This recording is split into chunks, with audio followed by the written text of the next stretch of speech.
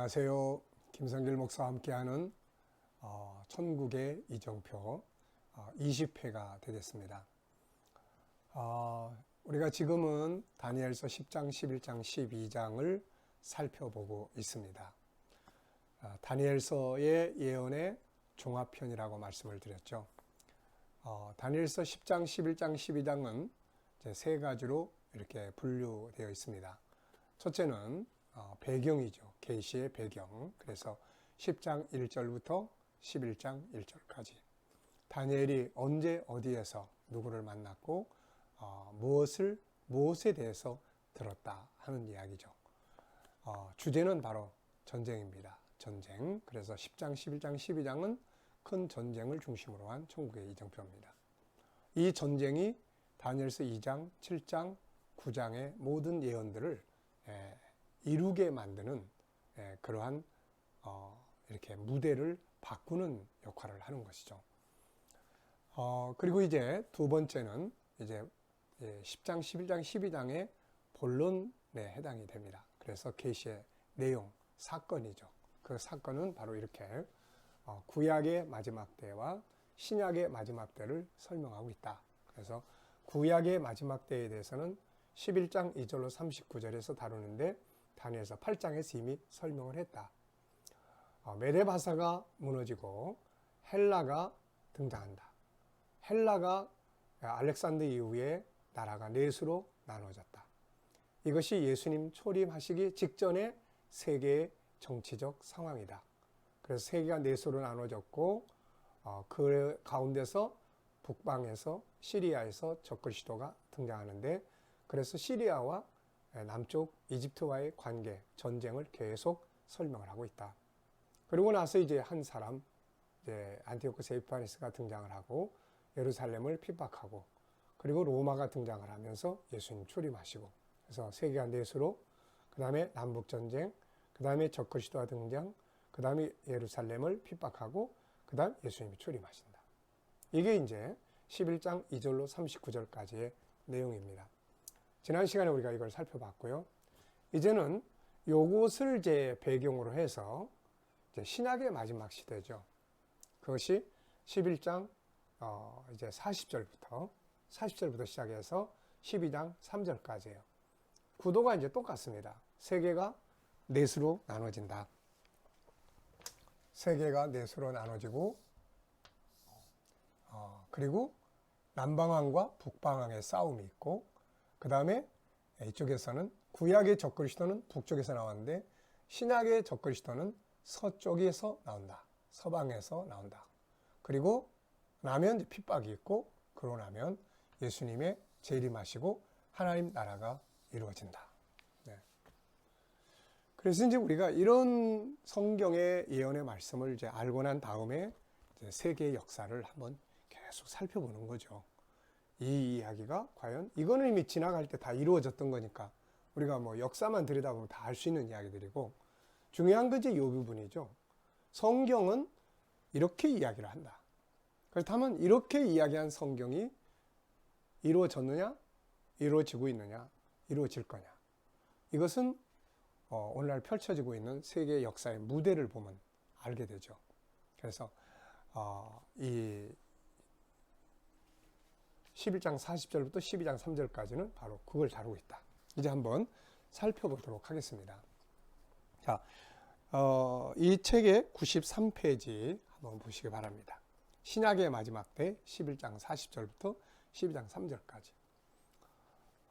미리 말씀을 드립니다마는 요한계시록은 요 이야기 하고 있는 거예요. 요한계시록은 요 상황입니다. 그래서 요한계시록은 이 전쟁으로부터 시작해서 예수님 재림하시기까지 요 내용을 다루고 있는 거예요. 네. 이것은 앞으로 우리가 계시록을 다룰 때 좀 자세하게 살펴보도록 하겠습니다. 요 몇 구절의 이야기를 요한계시록에서는 여러 장으로 설명하고 있는 것이죠. 자, 다니엘서 11장 40절로 12장 3절까지의 신약의 마지막 사건입니다. 지금까지 구약의 마지막 때를 설명한 후에 이것을 배경으로 하여 구약의 마지막 때와 매우 흡사하게 전개될 신약의 마지막 때로 무대가 옮겨져서 신약의 마지막 때의 상황을 설명을 하고 있는 것이죠. 자, 먼저 40절로 45절. 이게 전쟁이에요. 전쟁. 그런데 이제 여기에서 이 40절로 45절 이게 이제 전쟁입니다. 근데 이때에 이제 전쟁이 남방의 세력과 북방의 세력이에요. 근데 여기서 남북은 이쪽에 구약의 마지막 때는 남북하고는 좀 달라요. 여기서는 북쪽에 있는 나라와 남쪽에 있는 이집트와의 두 나라의 관계지만 여기에서는 세계적인 전쟁이에요. 그래서 여기에 보면 많은 나라들이 이 전쟁에 참전을 합니다. 그래서 성격이 서로 다르고, 그 다음에 이제 여기에서는 이 사람의 마지막으로 이제 끝나요. 그리고 이제 예수님의 초림하심으로 이렇게 로마로 들어가는 역사가 이제 이루어지는데, 여기서는 이 전쟁 다음에 이렇게 딱 붙어 있는 사건이 12장 1절로 2절, 3절이에요. 그러면 12장 1절, 2절, 3절은 뭐냐? 12장 1절은 적그리스도 등장한다, 그 이야기고, 12장 2절은 예수님이 재림하신다, 그런 이야기예요. 성도들의 부활의 날이니까. 그 다음에 12장 3절은 하나님의 나라, 성도들이 영광을 얻는다, 이제 그 이야기입니다. 그러니까 이 전쟁과 적그리스도 등장, 예수님 재림, 하나님 나라 임하심, 이게 딱 붙어 있는 겁니다, 이게. 그래서 엄연히 서로 다른 내용을 다루고 있다. 그래서 마지막 때 그래도 이게 신약의 마지막인지 구약의 마지막인지를 이렇게 잘 구분해서 봐야 한다는 것입니다. 자, 그러면 한번 보죠. 자, 11장 40절입니다. 마지막 때에 남방왕이, 그러니까 이때쯤 되면 역사의 흐름이 세계가 이렇게 크게 네 지역권으로 나누어져 있게 된다는 거죠. 크게 보면 이 전쟁의 시기에는 세계가 이렇게 넷으로, 남방왕은 딱 정해져 있어요. 여기 보면 이스라엘이에요. 이스라엘. 그리고 이제 북방의 세력이 쳐내려옵니다. 그리고 남방, 북방이 있다는 것은 또 뭐예요?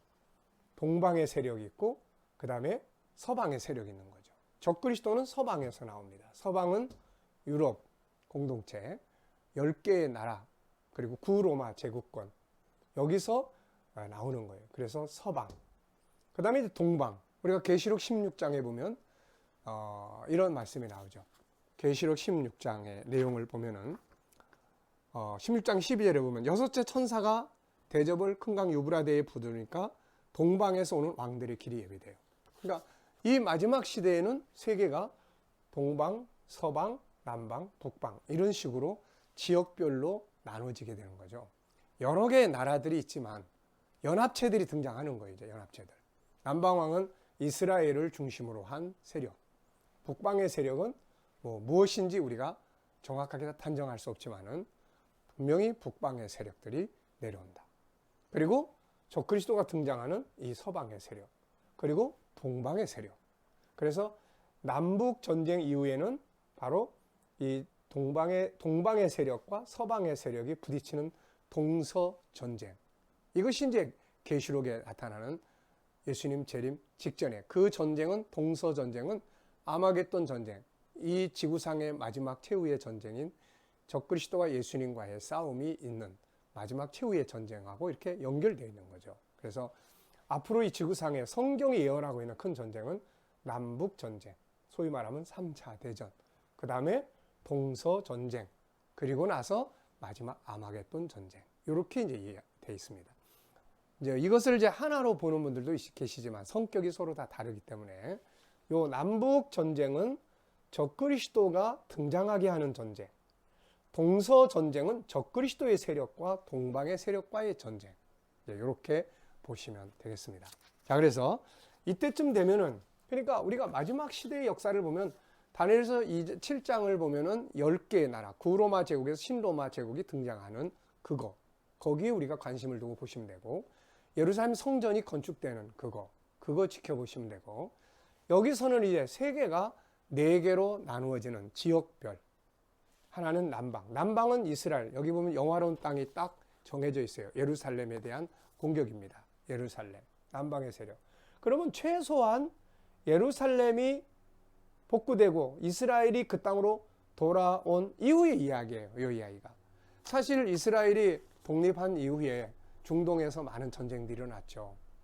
뭐 그런 자체적으로 벌어지는 아랍과의 전쟁들이 많이 일어났어요. 근데 이거는 그보다 훨씬 큰 세계적인 전쟁이 됩니다. 그래서 최소한 이게 이루어지려고 그러면은 우선 유럽의 세력들, 요게 구로마 제국권에서 신로마 제국에 형성되는 요 시전. 그 다음에 이스라엘이 그 땅으로 돌아와서 뭔가 큰 덩어리를 이루고 있는 그 시기. 이제 이런 것들이에요. 그래서 이런 것들의 중심을 우리가 두고 보면 지금은 뭐 예수님 재림하시는 때다 이렇게 말할 수는 없지만 뭔가 이렇게 그 시기로 마지막 무대로 들어가기 위해서 안개가 이렇게 뿌옇게 그리고 안개 속에서 뭔가 이렇게 꿈틀대고 움직여지는 이런 시기로 보시면 될 것 같습니다. 자세한 건 두고 보면 아는 거죠. 분명한 건 성경을 먼저 정확하게 이해를 하고 그 다음에 세상의 역사의 흐름을 보면 아 이게 이건데 네. 이건 중동에서 벌어지는 거예요. 이스라엘을 치러 내려오는 전쟁이니까 중동 전쟁이에요. 그러나 이거는 그동안 뭐 아랍과 이렇게 뭐 6.1 전쟁이다 뭐다 해서 뭐 그런 전쟁이 아니고 이거는 좀 더 큰 세력의 세계적인 전쟁이 되는 겁니다. 자, 그러면은 여기서 이제 남방왕의 세력이 이제 나오죠. 남방왕. 마지막 때 남방왕이 이제 북방왕을 공격을 해요. 이 북방왕이 뭐 누굴까? 뭐 러시아권, 그 다음에 또 뭐 등등 이야기를 합니다만은 뭐 어쨌든 이건 지켜보면 알 수가 있는 거죠. 여기에 그렇게 딱 명시한 건 아니니까. 자, 여기서 이제 마지막 때는 신약의 마지막 때를 말합니다. 그리고 나면은 이제 이 전쟁의 뒤에 12장 1절로 3절 그때에 내 민족을 호위하는 큰 군주 미가엘이 일어날 것이요 환란이 있다. 개국 이래로 없었던 환란. 예수님께서 마태복음 24장에서 이 말씀을 인용하셨어요. 그때의 창세 이후로 없었던 환란이 오게 될 거다. 자, 그러면서 이제 그때 내 백성 중 책에 기록된 모든 자가 구원을 받을 것이라. 땅의 티끌 가운데 자는 자 중에 많은 사람이 깨어나 영생을 얻는 자도 있고 수치를 당하여 영원히 부끄러움을 당할 자도 있다. 영생의 부활, 심판의 부활. 부활은 언제 일어나죠? 바로 예수님 재림 때입니다. 그래서 1절은 적그리스도, 2절은 예수님의 재림이에요. 그러니까 이 전쟁과 요 12장 1, 2, 3절은 다 이렇게 연결되어 있는 거예요. 이건 구약의 마지막 때가 아니고 신약의 마지막 때. 그래서 그 다음에 이제 지혜 있는 자는 궁창의 빛과 같이 빛날 것이요 많은 사람을 옳은 대로 돌아오게 한 자는 하늘의 별과 같이 빛날 거다. 이제 성도들이 영광과 상급을 받죠. 바로 하나님 나라의 영광입니다. 자, 그래서 이 마지막 때 남방왕이 북방을 찔러요. 먼저 건드려요. 그 다음에 전쟁의 상황을 보면은 이제 북방의 세력이 이제 밀고 내려옵니다. 그래서 11장 40절에는 밀고 내려와요. 이제 북방의 세력이 내려오는데 어디로 가냐면 41절 영화로운 땅에 들어가요. 이 영화로운 땅이 어디입니까? 바로 예루살렘이죠. 예루살렘. 성경에서 거룩한 땅, 영화로운 땅은 전부 예루살렘을 가리키는 말이에요. 많은 나라를 패망하게 할 것이다. 예, 구약의 남북전쟁은 오직 여기하고 두 개의 나라였어요. 근데 여기서는 많은 나라가 참전을 하게 돼요. 북방의 세력이 내려오면서 많은 나라를 패망하게 할 것이고 여기에 몇몇 지도자들은 그 손에서 벗어납니다. 네, 그리고 또 그에게 이제 협력하는 세력들이 바로 이제 모압, 암몬 이런 세력들이죠.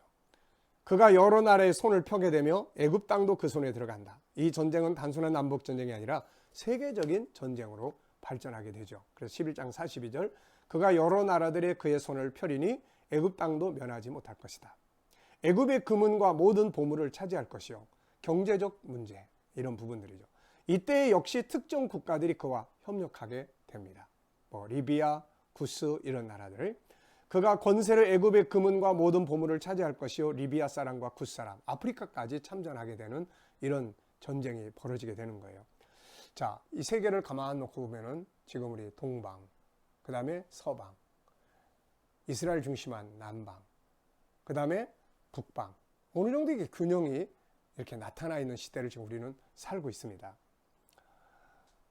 이때 동방의 세력과 북방 외에 다른 세력이 또 등장을 해요. 이것 때문에 이제 북방의 세력이 번민을 하는 이런 이야기입니다. 44절 동북에서부터 소문이 이르러 그를 번민하게 하므로 그가 분노하여 나가서 많은 무리를 다 죽이며 멸망시키고자 할 것이요. 그리고 이제 끝이 와요. 결국은 이 남방왕과 북방왕의 전쟁은 결국은 북방왕이 패배합니다. 여기서 끝을 보게 돼요. 그가 영화롭고 거룩한 산 사이에 그의 장막 궁전을 세울 것이지만 결국 그의 끝이 이르게 된다. 결국 그의 세력은 예루살렘에서 멸망하게 된다. 북방의 세력은 결국 참패하게 된다. 자, 그가 장막 궁전을 바다와 영화롭고 거룩한 산 사이에 세울 것이나 그의 종말이 이르리니 도와줄 자가 없으리라. 네, 결국 북방왕의 패배로 이거 끝납니다. 그리고 나면 이제 뭔가 12장 1절 적그리스도의 등장, 12장 적그리스도의 등장과 함께 뭐가 이루어질까요? 이제 이스라엘, 예루살렘이 건축되는 이런 역사들이 이제 펼쳐지게 되는 것이죠. 자, 정리를 해보겠습니다. 자세한 건 또 책을 읽어보시고 또 함께 하시면 되고, 여기서는 제일 중요한 것이 신약의 마지막 때에 세계가 넷으로 이렇게 지역권, 네 지역권으로 이렇게 나눠진다. 남방왕은 분명해요. 이스라엘입니다. 이스라엘. 그리고 서방도 분명해요. 적그리스도의 세력, 구로마, 오늘의 유럽이죠. 그리고 이제 북방왕은 과연 누가 될 거냐? 지켜봐야죠. 동방왕은 누가 될 거냐? 이것도 이제 우리가 지켜보면 알게 됩니다. 그래서 제일 중요한 거는 요 네 지역권으로 형성이 딱 되면 어느 날 남방왕이 북방왕을 칩니다. 그러면 이제 북방왕이 본격적으로 공격해 내려오고 여기에 세계의 많은 나라들이 참전을 하게 되죠. 그러면서 이제 제3차 대전 전쟁으로 가는 겁니다. 그리고 난 다음에 이제 요 세력들이 이제 북방의 세력이 침판을 받아 멸망당하고, 그러면 이제 자연스럽게 그렇게 요 세력이 자기의 일을 펼치게 되는데, 그게 이제 뭐겠어요? 이스라엘의 수건인 성전이 건축이 되는 이런 일들이 벌어지게 되겠죠. 그리고 이제 이 와중에 이 세력, 유럽의 세력, 이제 이 세력이 이 전쟁의 세계를 복구하면서 이제 이때 당시에 자기들의 10개의 나라, 그러면서 어떤 존재에게 이런 것들을 복구할 수 있는 강력한 힘을 밀어주게 되겠죠. 그러면서 지구상에 영웅적 존재가 드러나는데 그가 바로 적그리스도입니다. 네, 이제 다음 시간에 조금 더 우리가 설명하도록 그렇게 하겠습니다. 자, 신약의 마지막 때 세계가 넷으로 나눠진다. 그럼 남북 전쟁이 있다. 그리고 적그리스도가 서방에서 나온다. 그리고 핍박이 있고 이제 성전도 건축이 되고, 그러면서 예수님이 재림하시게 된다. 네, 이 시간 말씀은 여기서 마치도록 하겠습니다. 감사합니다.